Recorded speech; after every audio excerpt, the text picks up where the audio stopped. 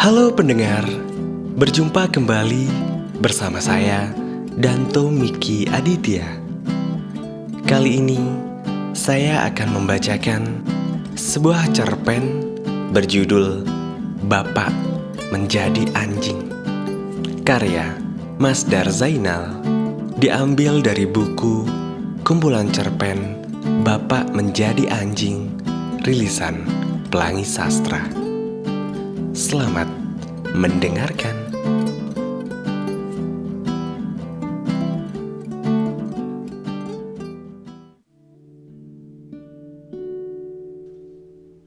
Semenjak Bapak gemar memarahi Ibu, Nenek juga mulai gemar memarahi Bapak. Dan semenjak Nenek gemar memarahi Bapak, Bapak tak pernah lagi pulang ke rumah. Kata Ibu, Bapak telah berubah menjadi anjing yang dipelihara seorang perempuan muda di rumahnya.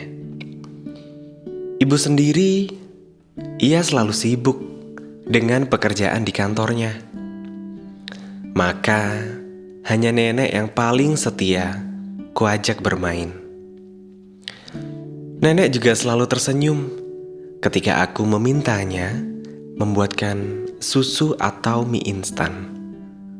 Bahkan, ketika berangkat tidur, Nenek masih setia menemaniku, mendongeng kelinci dan kura-kura sambil mengusap kepalaku pelan-pelan sampai aku benar-benar tertidur. Tapi, sekarang Nenek sudah tidak bisa lagi melakukan semua itu.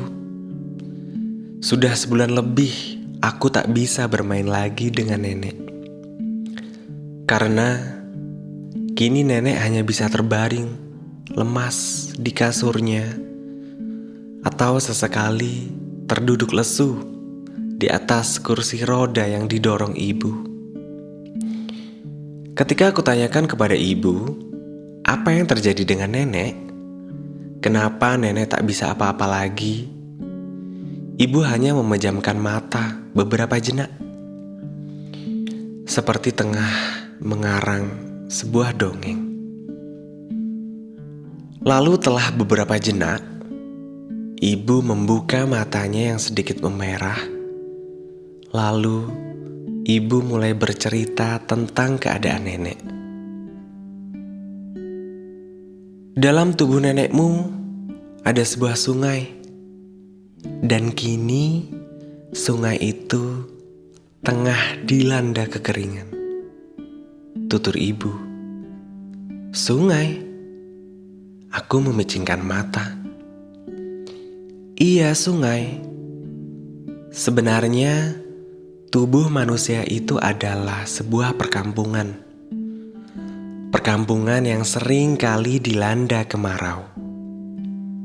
Dan di kampung itu ada sebuah sungai yang besar. Sungai yang membuat penduduk kampung itu hidup.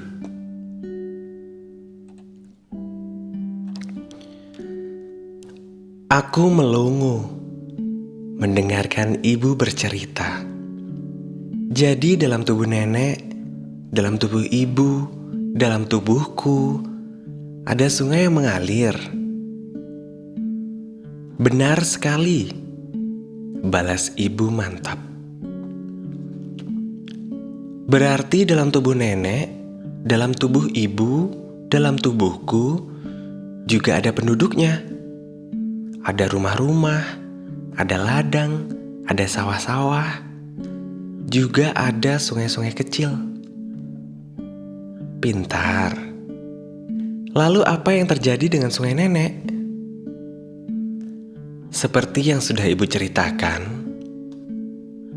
sungai di tubuh nenekmu sedang dilanda kekeringan. Hampir tidak mengalir lagi. Jadi orang-orang yang ada di dalam tubuh Nenek kekurangan air. Bisa dibilang begitu. Mereka kehausan? Tentu saja. Bukan cuma itu. Bahkan ladang-ladang dan persawahan pun tidak terairi lagi. Dan kau tahu apa yang terjadi jika ladang-ladang dan persawahan itu tidak mendapatkan air? Ladang-ladang akan tandus, sawah-sawah akan kering, lalu padi-padi akan mati. Tanaman-tanaman yang lain pun juga akan ikut mati. Ya, itulah yang terjadi pada nenekmu. Sekali lagi, aku memicingkan mata, memerhatikan tubuh nenek yang lunglai di atas kasur. Tubuh nenek memang tampak kering. Rambutnya yang putih merata itu tampak seperti rerumputan di tengah padang Sahara. Kerontang. Bibir nenek yang biasa melantunkan cerita tampak mengelupas. Dan nenek jelas sekali ia mengalami banyak kesulitan. Bahkan nenek harus mengenakan pampers raksasa karena tak bisa berjalan ke kamar mandi sendiri. Semenjak sungai di tubuh nenek mengalami kekeringan, ibu mulai meluangkan banyak waktu di rumah untuk mengurus nenek. Sesekali, Bude berkunjung untuk menjenguk nenek. Setiap kali Bude datang, Bude selalu saja menangis sambil menyebut-nyebut nama bapak dengan penuh amarah. Bude seperti mengutuk bapak. Bude sendiri sebenarnya sangat sibuk, tapi ia masih sudi menyempatkan waktu untuk menjenguk nenek, membantu ibu menyuapi nenek, menunggunya tidur, atau mengganti popok.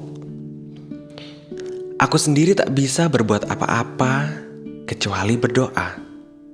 Karena, kata ibu, satu-satunya hal yang bisa kulakukan untuk membantu nenek adalah berdoa. Maka diam-diam, acap kali aku menggumamkan doa supaya musim hujan dalam tubuh nenek lekas turun dan mengguyur semua yang kekeringan. Sehingga sungai di tubuh nenek lekas mengalir.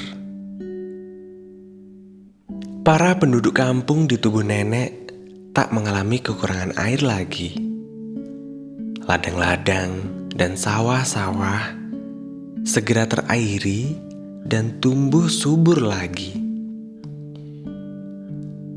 Tapi berbicara tentang para penduduk kampung, ladang-ladang dan sawah-sawah, mendadak ada hal yang ingin kutanyakan pada ibu. Bu, aku menjawil lengan ibu yang tengah duduk di sebelah nenek dan menyuapinya dengan semangkuk bubur. Ya, ibu menoleh sekilas.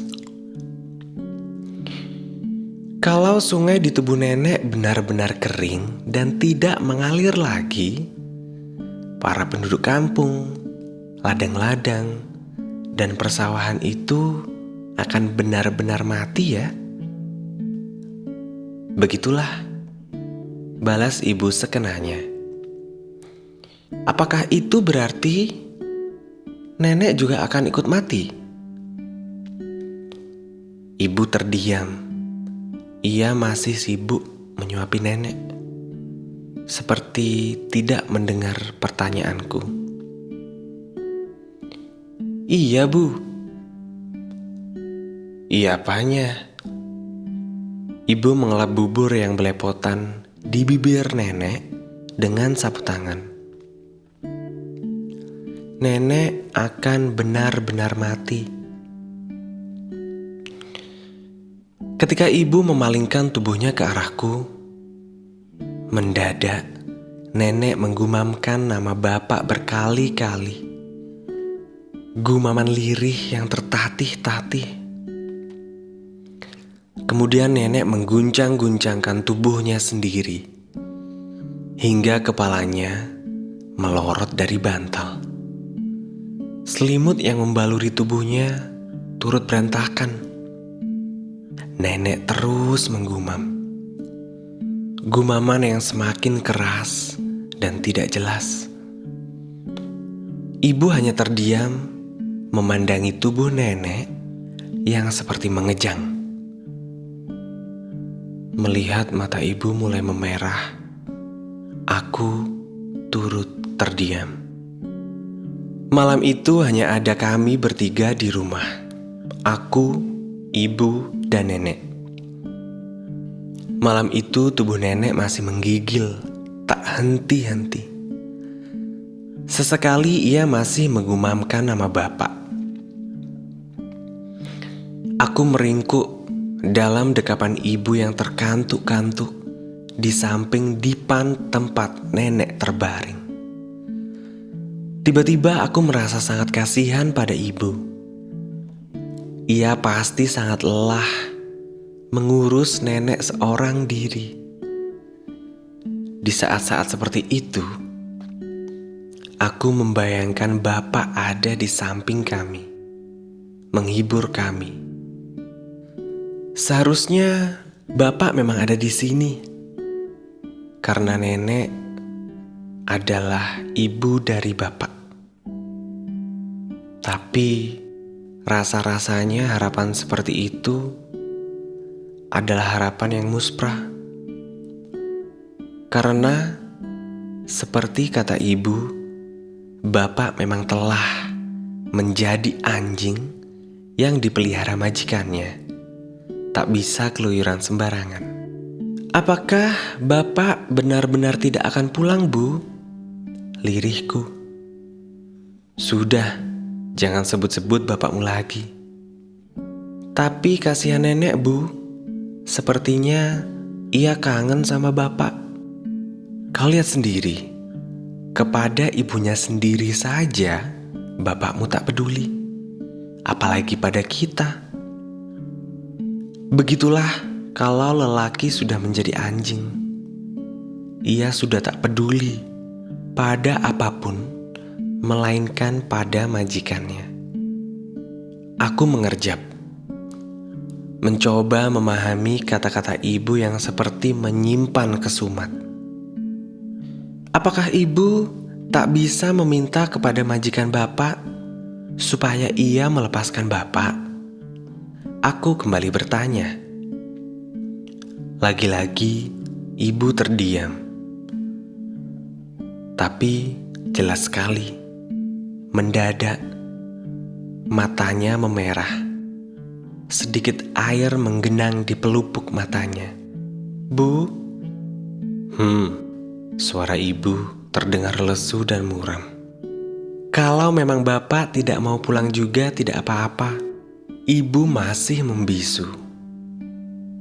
Kini, ia mulai memejamkan kedua matanya yang lengket.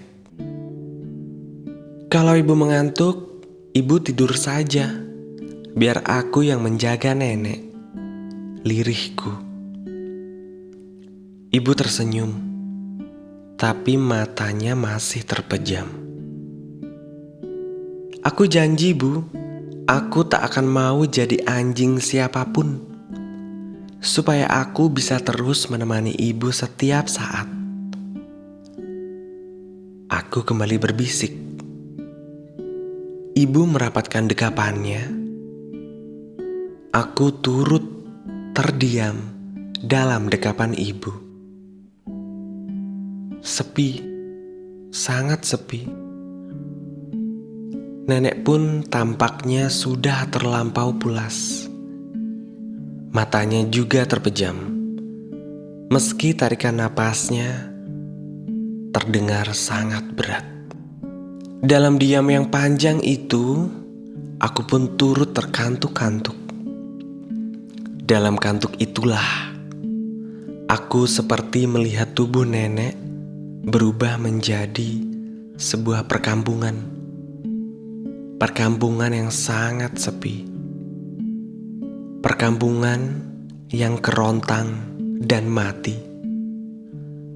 Di sana aku melihat seekor anjing yang berjalan terseok-seok karena kehausan. Anjing itu mengendus tanah-tanah kering yang ia susuri hingga ia terkapar dengan napas tersengal dan lidah menjulur-njulur. Masih dalam keadaan setengah sadar dan setengah tidur, aku bertanya-tanya, apakah anjing itu adalah Bapak? Malang, 5 Juli 2011.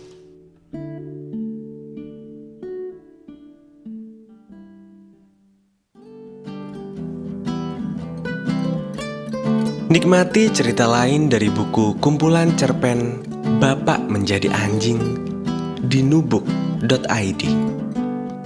Konten ini bekerja sama dengan Pelangi Sastra dan Gria Buku Pelangi. Anda juga bisa mendapatkan buku fisiknya di Gria Buku Pelangi.